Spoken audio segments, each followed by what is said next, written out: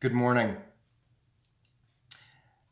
I read a post on Facebook last week from a colleague of mine, a friend, Pastor Scott Schul in Pennsylvania, who shared a short story about an experience that he had, and I asked for his permission to use that story.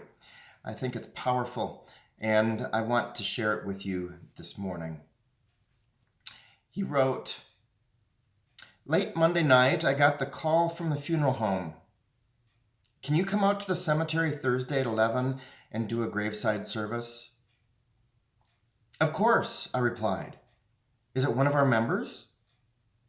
"No," he responded. "You don't know her. Her only relative is her brother out west, and he can't travel. But he really wanted someone from the Lutheran tradition to say a few prayers when we bury her." I, of course, agreed.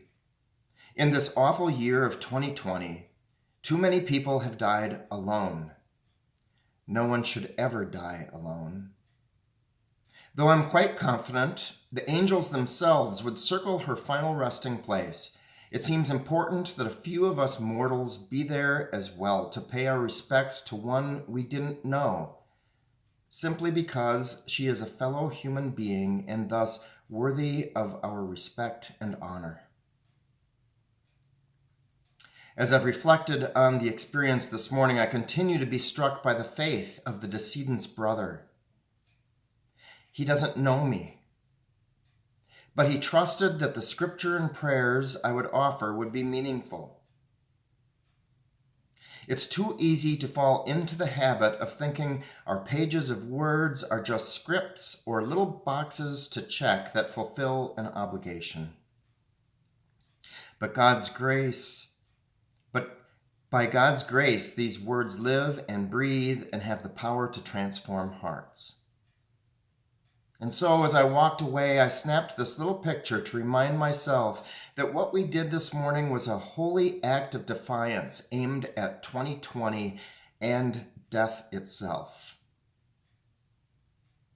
Christ, not the pandemic, not mortality, and not anything else, always gets the last and very sacred word. Thank you, Pastor Scott, for sharing that powerful message.